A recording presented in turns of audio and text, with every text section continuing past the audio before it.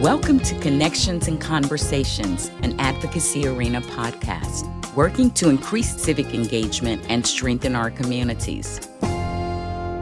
Welcome to another episode of Connections and Conversations, and I am so happy to have Ngozi here with me today.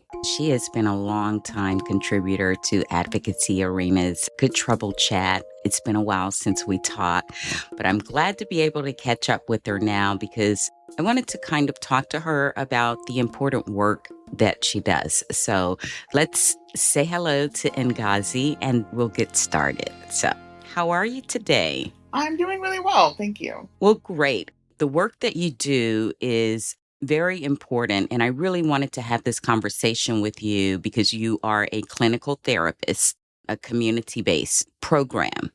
And with the things that we have going on here, the climate that we have, the policies and things that are in flux right now, very much affect your work and the people that you serve. Can you tell us a little bit about the work that you do? Yeah, so I work as the clinical piece for what's called intensive case management.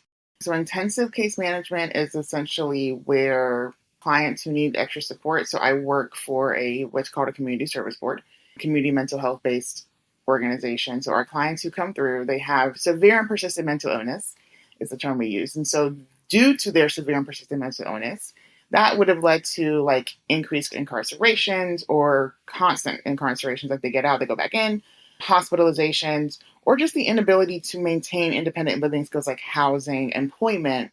So my program was created to offer additional supports for those clients so that they can maintain those kinds of things. We want to reduce hospitalizations. We want to reduce recidivism. So they get out of either jail or the hospital or even just coming to present themselves, say, hey, I need additional supports. And we do an assessment, observe, and we're like, okay, you probably would benefit from having a case manager come alongside you. And that case manager sees them in the community.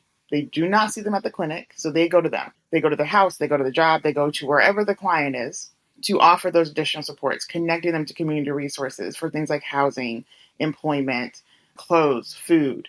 Even things as working with like managing their symptoms. So like, are you taking your medication? Do you need assistance scheduling your appointments? Because when, for those of us who don't have a severe persistent mental illness, we can keep up with all of those things. But for somebody who's also managing hearing voices, remembering to go to the doctor is an extra stressor. So your case manager helps you to remember that. They help connect you to travel. Like, do you have a way to get to the doctor once you've made that appointment? So that person comes alongside. And for my program, my case managers see their people 2 or 3 times a week, just keeping up with them, making sure that they have everything they need. And again, the goal is to eventually get the client to a place where they're doing well and they're independent enough to they step down. But also there's a high possibility that due to the illness, you're going to be in our program for a long time. I do have some folks who've been in our program for the entire 10 years and my program's existed. Wow. It won't matter how much treatment we give them, how much medication they take. They're just not going to be able to manage without additional support. So that is what I do. My agency is primarily Medicaid-based. It's been a change because I used to work with kids. I work with a lot of people who don't have any insurance at all. So the state covers their care. Adding to that part and then trying to find resources, it's been a learning curve for me going from working with kids to adults just to see how little resources are actually out there available and helping kind of navigate those waters both for our clients and as we're doing it for ourselves as well. Right.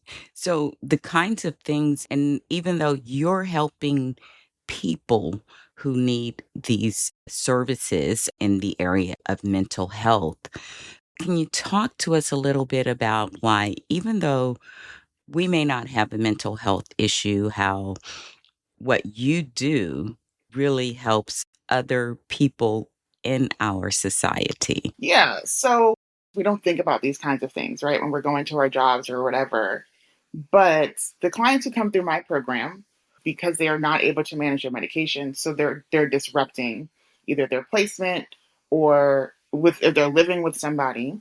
So us being able to come in and make sure that they're taking their meds, that they're connected to a doctor, that they're able to find housing that's affordable for them or at least in a good place for them, takes that extra burden off of either a family member who's trying to do all of that while also managing their own stuff.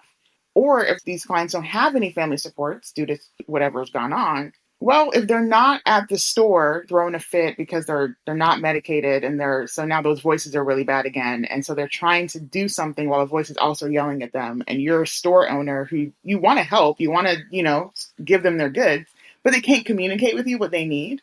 Well, having, somebody who's come alongside them to help keep them stable is a lot better for you as a store owner than just letting these people go untreated, unsupported, and they're just all trying to make it in the world without any help. Right. And a lot of the work that you do, I know you said you work with like groups and that sort of thing. Tell me a little bit about how you've been doing this for a while now. Some of the feedback that you get from the people who are served, how you impact their lives. What are some of the things that they have shared with you? Some of the pros, the cons? Oh, well, obviously across the spectrum, right? So we've got some clients who are incredibly grateful for the services that we provide for them. And then, of course, we've got the some who they're never going to be happy. And that's okay. We're going to be here either way. But we have a lot of clients who they come to my agency, they come every day because they know that when they come through these doors, there's going to be someone who treats them with dignity and respect. There can be a smiling face. They can probably get a meal here. They can go sit in group and hang out with other people who understand their mental illness and or living with a mental illness. We really actually highly encourage folks to go to those peer groups for that purpose because nobody else really gets it like you get it. Somebody else has been there. Like recently, I had a situation where I had a client who came in. She was incarcerated for a year, exactly 1 year. And when she was incarcerated, she had housing.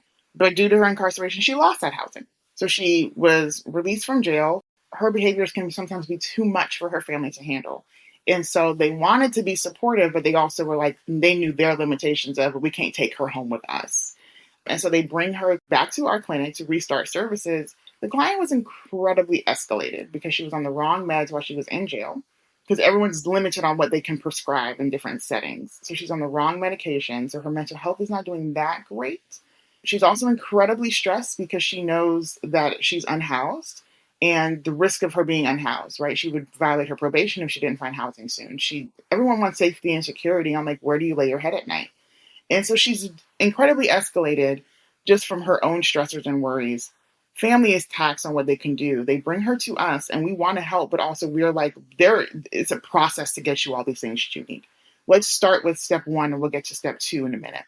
But for us who went home at the end of the day, the client didn't have that capacity to show that kind of patience. So I get the call that she's coming through admission. She needs to be in my program. She needs housing. And I'm like, okay, great. Let me reach out to see like how quickly can we get her housed? Because I know for a fact that is a process. Housing was already moving to get her back into a place, but they also have to find, okay, well, where can we put her? Because housing is not something that grows on trees. And so there's a process on their end. And so we are all working together trying to figure out how quickly can we move. But we don't want to give false promises either, because it would be even worse if we told her, oh, we can get you housed on Monday, and then her apartment's not ready on Monday. So we're trying to manage this with her. She is not in a place where she has enough insight to understand that we're not telling you you're not getting housing. We're just telling you that it's going to be a minute. We don't know how long. So I bring her in because I do have to do an assessment before I can open anybody, just to get an idea for kind of what's going on, to make sure it's safety for both me and the client. In the process of just talking with her, I can tell she's not doing well. She's responding to internal stimuli. She's not really oriented to the time and place. I'm not quite sure where she was mentally, time-wise, but I knew she wasn't present with me in the session. And so I'm like, okay, I need to get her in front of a doctor because I don't feel comfortable sending her home to manage her own treatment in this state. And so even the doctor was like, oh yeah, we got to send her for stabilization. But we also knew that was going to cause a problem because for a lot of people, the idea that you have to go to a hospital or to what we call a crisis stabilization unit for 7 days when you've got all this stuff you're trying to work on, that's actually more triggering. And so we did have to kind of push that process. We had to do what's called a 1013, which is an involuntary hold at the hospital. And she was not having it. She cussed me up and down. Like our security was actually really concerned she was going to hurt me. I was not concerned. She was in my face, but I never got the sense that she was going to actually physically attack me. But security was kind of there to monitor in case. And they were able to get her to the hospital where she stayed for about 9 or 10 days. And so then when the CSU called me and they're like, she's ready to discharge, but she needs to go to her apartment. They were calling me to move her into an apartment that didn't have a bed. which is against regulations and code. And so they kept saying, she needs a bed, she needs a bed. And I had to explain to them, that's not my department's area. We are not housing. But ultimately, everyone had kind of done their part, right? For CSU, she's done. Like, they stabilized her. Their part is done. It is time to move her over to outpatient, which is my part technically. But because I'm not housing, I had to explain her finding a bed is not for me. But because of the main focus was making sure that the client had what we needed, I was like, we will figure it out. I will come pick her up. And so when I went to go get her, she remembered me. She remembered that our first interaction was not the greatest. She even apologized, and we actually laugh about it now because she's like, man, I don't know what was going on with me that day. She's got like videos from that time and everything because that was part of what was going on with her. But we were able to, I took that entire day, picked her up from the CSU. I took her to order her bed, took her to get stuff for her apartment, and loaded all of in my very small car, and took her to the apartment to sign her lease and hand her her keys. And the look on her face when we dropped her off with everything she needed, it was very clear, like, okay, this is kind of what we do every day, right? We try to get people as much as we can housed and feeling safe and feeling secure. And she was incredibly grateful because it was the biggest stressor on her plate was, what am I going to do? I can't take care of myself. I'm not housed. And now she's got an apartment that she can pay for, that she can feed off, like live and eat and cook and everything in. And every time I see her, she wants to come up to me and fill me in on what's going on if she hasn't seen me in a while. She'll call my phone directly just to tell me, like, oh, by the way, the voices are back, but I'm taking my meds, just to give me those updates because she is incredibly grateful that we were here for her when she needed supports. That is awesome. Wonderful feedback for the work that you do. And I know something that you told me as we wrap up here. You have to spend a lot of time training, going to school. Your education to do this is quite expensive. So I'm sure a lot of things that are going on enter your mind on that as well. But you're committed to this regardless. Tell me why. So for me, like, I've been in this field a long time. It's a little shocking sometimes to realize as many how long. It's been almost 15 years of me doing this work. I am very committed not just to mental health, but community-based mental health, because the people who come through a community-based mental health center are the people who can't afford, that high, like, financed private care, which would be great if everyone could access those fancy hospitals that have like horseback riding and fancy meals, but they don't. But they're just as sick, right? And so for me, not to toot my own horn, but I know I'm a good clinician. I take a lot of time to hone my skills, to, build on my training. And the clients who come through our doors, regardless of their ability to pay, regardless of their access to, insurance or anything like that, deserve high quality care.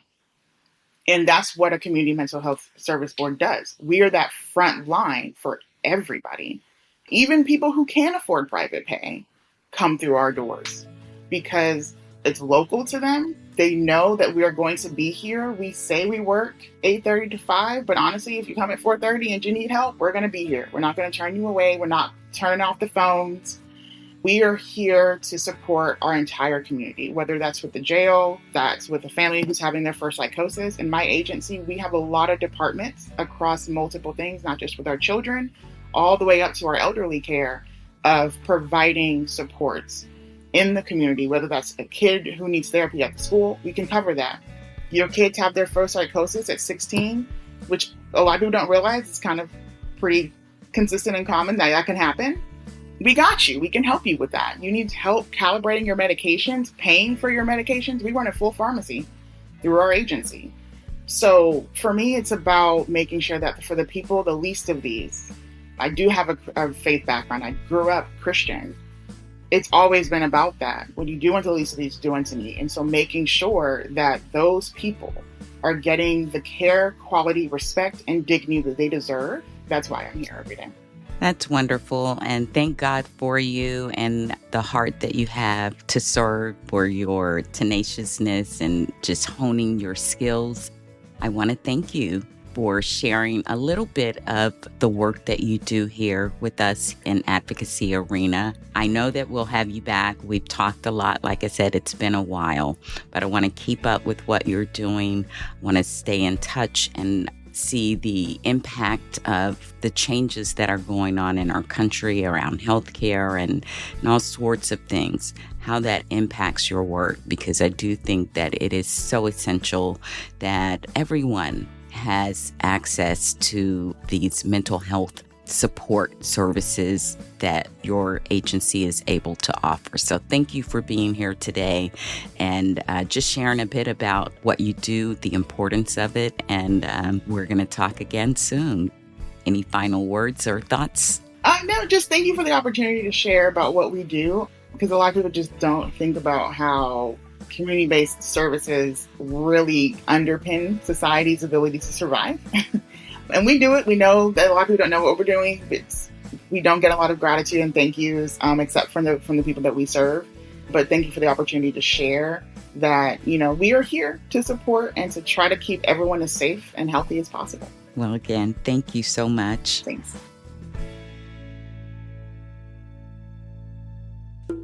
Thank you for listening to Connections and Conversations. This is one of many wonderful interviews that we bring to you to help connect you to a larger community of advocates and change makers across the country.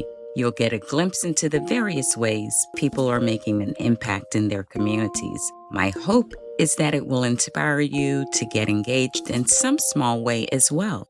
We can't all do everything, but at this moment in history, we can all do something.